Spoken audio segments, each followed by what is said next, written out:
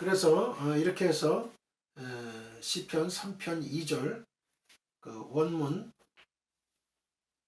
그 강해는 이것으로 마치겠습니다. 이건 마치겠고,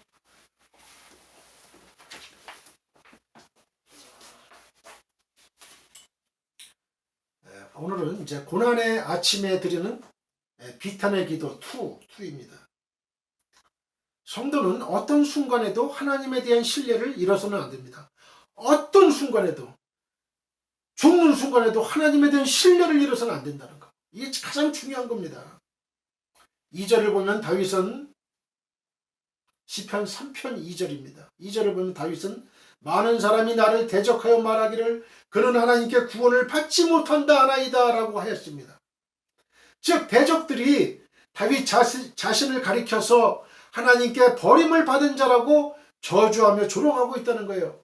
여러분, 이걸 현실에 한번 적용을 한번 해볼까요?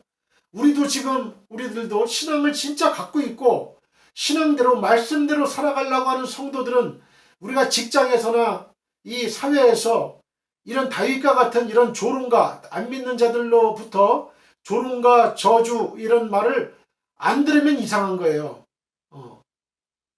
하나님을 믿는 자, 예수 그리스도를 믿는 자들은 세상이 우리를 싫어해요.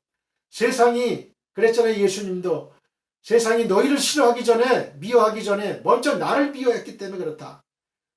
나를 미워했기 때문에 나를 믿는 너희를 미워하는 것이다. 예수님이 말씀하셨잖아요. 그래서 말씀으로 살아가는, 하나님 말씀대로 살아가는 사람들은 이 세상에 안 믿는 자들로부터 비난의 공격을 안 받을래야 안 받을 수가 없는 거예요. 왜? 우리는 참되게 살아가려고 하고 참된 하나님의 백성인데 이 세상 사람들은 마귀의 백성이에요. 마귀의 방식대로, 마귀의 생활 습관대로, 그 가치관대로 살아가지 않으면 자기들하고 다르기 때문에 핍박하고 조롱하고 죽이려고 하는 거예요. 그건 당연한 거예요. 이건. 마치 물과 기름이 섞이지 못하는 거랑 마찬가지죠. 이 세상을 살아가면서 나는 신앙생활 하면서 세상 사람들로부터 그런 비난의 공격을 받지 못했다. 한 번도. 그럼 그거는 말씀대로 살아가지 않는 사람이라고 봐야 돼요.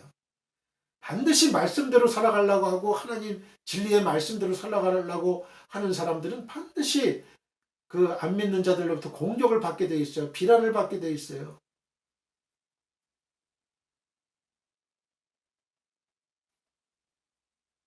우리도 다윗과 같은 그런 곤경에 처하는 거예요. 날마다 처하는 거예요.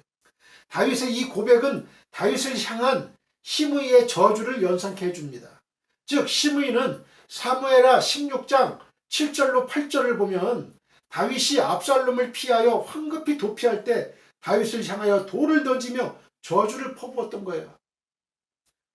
사무엘하 16장 7절로 8절 피를 흘린 자여 사악한 자여 가거라 가거라 사울의 족속의 모든 피를 여호와께서 내게로 돌리셨도다. 그를 이어서 내가 왕이 되었으나 여호와께서 나라를 내 아들 압살롬의 손에 넘기셨도다. 보라 너는 피를 흘린 자이므로 화를 자초하였느니라. 시므이가 바로 친족이거든요. 사울의 왕의 친족이에요. 베냐민 지파 족속이에요. 그러니까 이 시므이의 마음에는 이 다윗이 사울의 뒤를 이어서 이스라엘의 2대 왕이 된 거 아니에요? 그러니까 이 시므이의 마음에는 아주 이 다윗에 대한 좋지 않은 감정이 있는 거예요.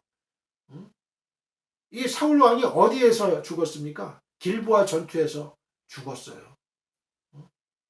칼을 자기가 대고 그냥 죽었단 말이에요. 그 아이한테 대신 죽이라고 했는데 아이가 칼을 안 대니까 자기가 칼로 죽은 거예요. 비참하게 죽었어요. 그리고 시므이는 그걸 알 겁니다. 사울 왕이 요나단 자기 아들한테 왕위를 물려주려고 하는데 이 걸림돌이 누구예요? 다윗 왕이에요. 다윗 왕. 다윗이에요. 다윗. 그러니까 다윗을 죽이려고 그러는 거죠. 다윗을 죽여야 자기 아들 요나단이 왕위를 잇고 사울 왕가가 계속 왕위를 잇는다라고 생각을 했던 것이죠. 그러니까 시므이는 좋지 않은 감정을 갖고 있는 거예요. 실로 당시의 다윗은 하나님께 버림을 받은 것 같았어요. 하나님의 심판을 받아서 망하는 것처럼 보였어요. 우리도 그렇지 않은가요? 이 세상 살면서 때로는 사업에 실패하고 망하고 믿는 사람이 병이 들고 또 취직이 안 되고 입시에 실패하고 뭐 이럴 때 저 사람은 하나님의 도움이 끊긴 사람이야. 하나님과 관계가 없는 사람이야. 이렇게 비난하고 조롱하지 않습니까? 결코 그렇지 않다는 거예요. 지금 그래서 이 본문은 우리 인생을 살아가는 데 있어서 가장 중요한 본문입니다. 죽느냐 사느냐, 신앙의 길에서 이탈하느냐 이탈하지 않느냐, 바로 이 본문이에요. 누구라도 다윗과 같은 상황에 처한 사람을 보게 되면 하나님의 도움을 받지 못하고 있다고 생각할 만합니다. 당시에 다윗은 압살롬의 반역에 대하여 속수무책으로 당할 수밖에 없었어요. 대적들의 반역을 진압할 생각은 아예 하지도 못하고 왕도 예루살렘을 버리고 황급히 도피길에 오르지 않으면 안 되었어요. 자신의 목숨이 경각에 달려 있었기 때문에 그렇죠. 누가 이런 다윗을 보고 하나님의 도우심을 받고 있다고 생각할 수 있겠어요? 여러분 한번 생각을 해봐요. 믿는 사람이 이 세상 살면서 자꾸 안 되는 거예요. 병이 드는 거예요. 암병이 걸리는 거예요. 그래서 사형 선고를 받습니다. 더더군다나 목사님이 그러면 어때요? 장로님이 그러면 어떻습니까? 저는 그런 경우를 봤어요. 저는 모 교회 장로님이 죽을 암병에 걸렸는데 잘 안 나오시는 거예요. 교회를 잘 안 나오시는데 얼굴은 아주 그냥 초췌하고 점점 말라져 가요. 뼈만 남는 식으로. 무슨 병이 걸렸습니까? 그러면 암병이란 말은 전혀 안 하는 거예요. 제가 지금 컨디션이 안 좋아서 전에 지금 지병이 있어서 지금 그게 더 줘서 그렇습니다. 뭐 이렇게 핑계를 대는 거예요. 심지어 목사님한테 목사님 저 이런 암 몇 기가 뭐 위장암 아니면 대장암 췌장암 몇 기입니까? 하나님께 지금 기도 좀 해주세요. 이런 말을 해야 되는 거 아니에요? 그리고 전 교회 성도들한테 다 알려가지고 우리 누구 목사님 누구 장로님 위해서 기도하자. 이래야 되는데 전혀 그게 없어. 죽는 순간까지도. 왜? 나중에 알고 보니까 그 부인 되시는 권사님이 덕이 안 될까봐 그랬더니 덕이. 일개 그래도 교회의 장로님인데 암에 걸려가지고 죽는다라고 생각하면 이게 어떻게 믿는 자의 이게 신앙 행태냐 이거죠. 믿는 자는 아주 건강해야 되고 돈이 많아야 되고 항상 부자여야 되고 항상 잘 돼야 되고 이렇게만 설교를 하시는 거예요. 목사님이. 그러니까 이런 경우에 성도들이 또 장로님이 이런 상황을 맞으니까 어떻게 되겠어요? 숨기는 거죠. 병을 숨겨요. 사업 실패한 것도 숨겼어. IMF 당해가지고 똑같이 11조는 내야 똑같이 11조 내는데 사업은 실패했어요. 자기 체면 때문에. 교회 장로니까 집사니까 안수 집사니까. 그거를 하나님 받으시겠어요? 그 체면이 뭐라고? 다 내려놔야 돼요. 하나님 앞에선 벌거벗은 몸으로 하나님께 나아가야 되는 거예요. 그때 하나님 만나주시는 거예요. 어떤 거죽을 포장을 하고 명품으로 포장을 하고 다이아 반지로 포장을 하고 다이아 귀걸이로 포장을 하고 다이아 목걸이로 포장을 해가지고 교회에 나오는 사람들 많아요. 지금 분당 모 교회는 그런 사람들 많다고. 그러니까 그 교회는 아주 부자여야만 돼요. 부자. 아주 좀 남루하고 이렇게 옷을 좀 이렇게 좀 보통으로 입어가지고는 저기 축에도 못 끼고 자꾸 이렇게 머리 하는 거예요. 경원시하고. 교회가 그러면 안 돼요. 교회는 없는 자들, 배고픈 자들, 병든 자를 그런 곳을 위해 필요한 곳이 교회예요. 건강한 자에게 의원이 쓸데있느냐 예수님 말씀했잖아요. 예수님이 그랬잖아요. 목사님, 예수님이 나는 섬김을 받으러 온 게 아니라 나는 섬기러 왔다. 섬겨라 이거야. 섬겨라. 너희 중에 첫째가 되고자 하느냐? 섬기는 자가 되라. 섬기는 자. 가장 말단에서 섬기는 자가 되라. 상석에 앉지 마라. 말석에 앉아라. 초대받았을 때. 예수님은 항상 겸손. 그리고 가장 낮은 자의 자세에서 마구간에서 태어나셨잖아요. 예수님이. 그리고 목수의 아들로. 목수의 아들이야 노동자예요. 노동자. 노동하는 사람들이에요. 노동하는 사람. 이 사회도 지금 노동자 그러면 좀 낮게 보잖아요. 그죠? 예수님이 노동자예요. 목수 노릇을 한 거예요. 기술자의 기술자. 엔지니어.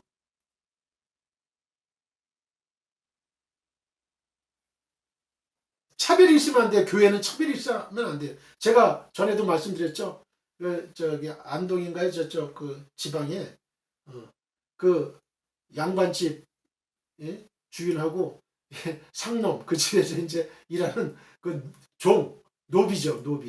노비가 같이 이제 예수를 믿게 됐는데 장로 투표하는데 이 노비가 된 거야. 종이 장로 투표해서 된 거예요. 그러니까 참 신앙 인격이 훌륭하죠. 이 주인 되시는 양반 되시는 그분이 너무나 훌륭하니까 비록 자기 종이지만 신학교를 보내가지고 목사를 만들어서 자기 교회에 부임하게 해서 목회를 하게 만들었어요. 그리고 주인 되시는 그 양반 되시는 분도 나중에는 장로님이 되셨고 자기 집을 다 교회를 만들었죠.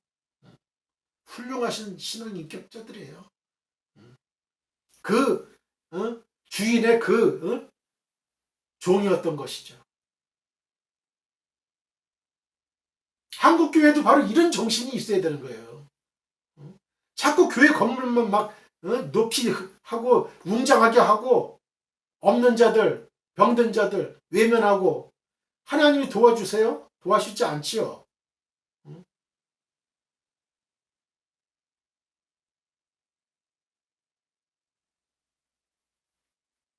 촘촘히 앉을 정도로 해가지고도 그게 교회를 해야 되는 거예요. 교회 예배당이. 조금 많아지면 막 크게 만들고 어쩔 수 없는 상황에서 증축을 한다면 그걸 할 수가 없겠지만 그러나 그렇지 않은 상황에서 빚을 얻고 은행에서 빚을 얻어가지고 그렇게 하고 무리하게 그거는 하나님의 원치는 않는 거예요. 그거는.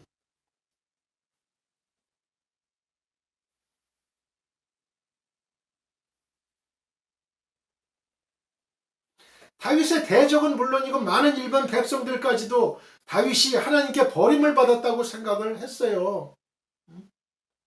우리는 그렇게 생각하면 안 돼요. 우리는 그렇게 생각하면 안 돼요. 일반 사람들, 일반 하나님 믿지 않는 사람들처럼 똑같이 그렇게 생각해서는 안 된다 이거예요. 다윗이 다시 어게인 왕권을 회복할 것이라고 생각한 사람은 거의 없었어요. 거의 전무했어요. 그러나 정작 다윗 본인이 그렇게 생각하지 않았어요. 그렇게 생각하지 않았다는 거예요. 이게 중요한 거예요. 이게 중요한 거예요. 다른 사람이 어떻게 생각하건 본인이 어떻게 생각하느냐. 내가 하나님께 버림을 받았다고 생각하느냐? 버림을 받지 않았다고 생각하느냐. 다윗은 자신이 하나님께 버림을 받았다고 생각하지 않았어요. 절대로 버림을 받았다고 생각하지 않았어요. 입시 한 번 실패했다고 버림받은 게 아니에요. 사업 한 번 실패했다고 하나님께 버림받은 게 아니에요. 병 걸렸다고 하나님께 버림받은 게 아니에요. 결코 버림받은 게 아니에요. 그는 비록 지금 절체절명의 위기에 처한 것이 사실이지만 여전히 하나님이 자신을 보호하고 계시다고 생각했어요. 여러분, 우리가 살면서 억울하게 누명 쓸 때도 있잖아요. 그죠? 잠잠히 기다려야 돼. 하나님께 기도하고 다른 사람들은 막 욕하고 비난할 수가 있어요. 그러나 자신이 자신의 마음을 중심을 잡아야 돼요. 하나님께. 하나님께 토해야 돼요. 나의 심정을. 그때야말로 바로 하나님과 나만의 그런 그 관계를 형성할 수 있는 기회예요. 그게. 답답하죠. 상황은 답답해요. 사람들은 오해하고 있고요. 나는 억울하게 누명을 썼는데. 여러분 3절 이하의 다윗의 고백을 들어보시기 바랍니다. 3절에서 그는 하나님은 나의 방패라고 고백하고 있습니다. My shield, 나의 방패다. 이는 하나님께서 자신을 보호하시고 구원하시는 분이라는 고백이에요. 하나님이 자신을 보호하시고 구원하시는 분이에요. 5절에서는 내가 누워 자고 깨었으니 여호와께서 나를 붙드심이로다. 여호와께서 나를 붙드셨어. 즉 다윗은 자기의 생명이 경각에 처한 상황에서도 하나님의 지켜주심으로 말미암아 평안히 자며 깨고 있다는 거예요. 이런 믿음을 가지시길 축원드립니다. 반란의 세력에게 쫓기는 상황에서 평안히 잠을 잘 수 있다는 것은 하나님의 보호를 확신하지 않고는 도무지 불가능한 일이에요. 언제 대적들이 들이닥칠지 알 수 없는 상황에서 또 언제든지 다윗의 목숨을 팔아가지고 그걸 공을 세우고자 하는 배신자들이 나올 수 있는 그런 상황에서 평안히 잠을 자고 깬다는 것이 여러분은 과연 상상이 되시나요? 내 목을 따가지고 그걸 압살롬한테 바치면은 큰 벼슬을 줄 거 아닙니까? 다윗의 목을 따가지고 바치면 지금 그런 위기 상황에 있는 거예요. 다윗이 평안히 잠을 잘 수 있는 상황이 아니에요. 다윗은 비록 하나님의 징계로 인해서 절체절명의 위기 상황을 만났지만 그러한 상황에서도 하나님의 보호하심만은 결코 의심하지 않았다는 것. 그래서 그는 6절에서요. 천만인이 나를 에워싸 진친다 해도 나는 두려워하지 아니하니이다 라고 고백했어요. 천만인이 나를 에워싸 진친다고 해도, 나를 죽이려고 진친다고 해도 나는 두려워하지 아니하리로다. 그렇다면 다윗은 어떻게 해서 이렇게 절체절명의 위기 상황에서도 하나님의 보호를 그렇게 확신할 수 있었을까요? 그것은 하나님의 약속을 믿었기 때문이에요. 하나님의 약속. 하나님의 약속이 뭐예요? 코베넌트. 가치 코베넌트. 하나님의 약속이 뭐예요? 하나님은 다윗이 범죄하면 인생 막대기와 채찍으로 징계는 하되 다윗을 버리지는 않을 것이라는 영원한 약속을 주셨어요. 사무엘하 7장 한번 볼까요?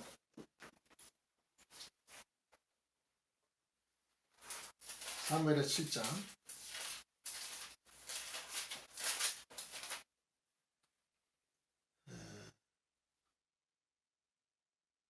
14절 474페이지 구약성경. 나는 그에게 아버지가 되고 그는 내게 아들이 되리니 그가 만일 죄를 범하면 내가 사람의 매와 인생의 채찍으로 징계하려니와 내가 네 앞에서 물러나게 한 사울에게서 내 은총을 빼앗은 것처럼 그에게서 빼앗지는 아니하리라. 네 집과 네 나라가 내 앞에서 영원히 보존되고 네 왕위가 영원히 경고하리라 하셨다 하라. 나단이 이 모든 말씀들과 이 모든 계시대로 다윗에게 말하니라. 이렇게 돼 있잖아요. 그렇죠? 이런 약속을 주신 거예요.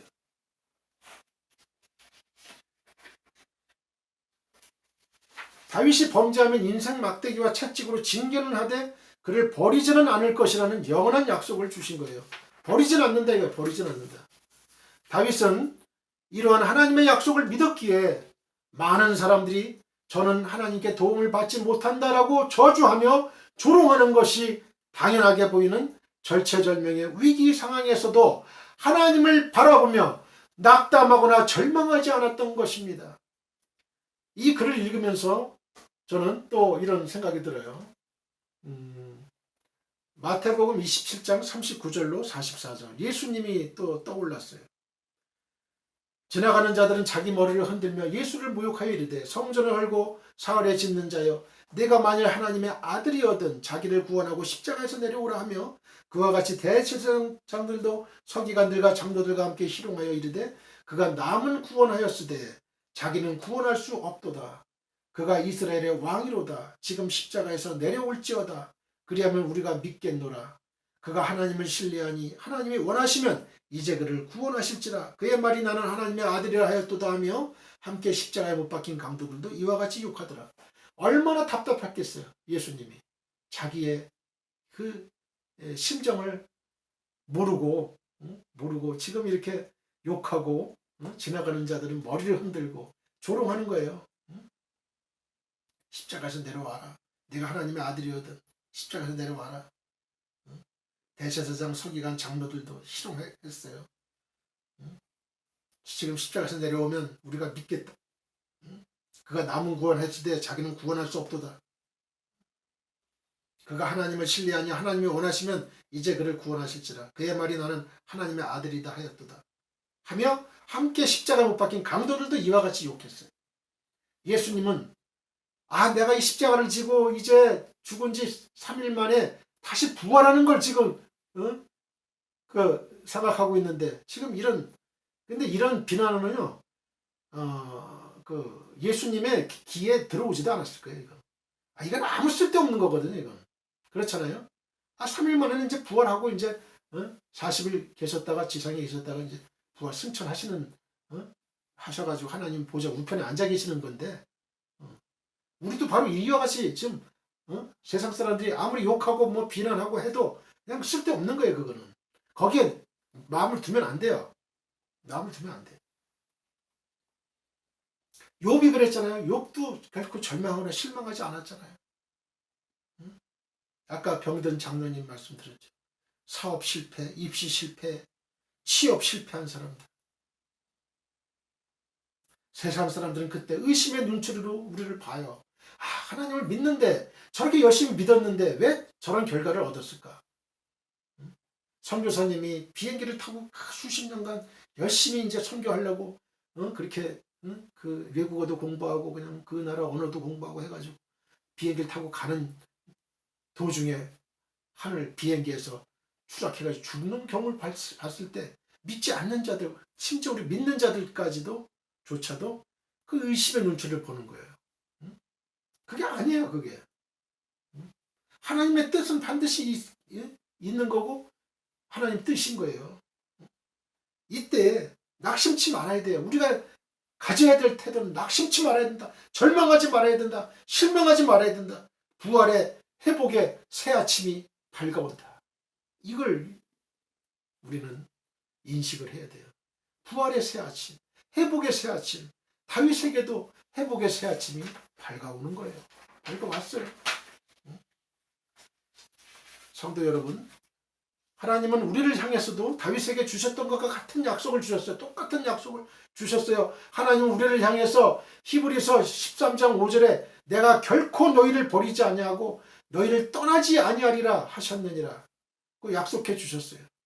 신명기 31장 6절 너희는 강하고 담대하라. 두려워하지 말라. 그들 앞에서 떨지 말라. 이는 네 하나님 여호와 그가 너와 함께 가시며 결코 너를 떠나지 아니하시며 버리지 아니하실 것임이라 하고 여호수아 1장 5절 내 평생에 너를 능히 대적할 자가 없으리니 내가 모세와 함께 있었던 것 같이 너와 함께 있을 것임이니라. 내가 너를 떠나지 아니하며 버리지 아니하리니.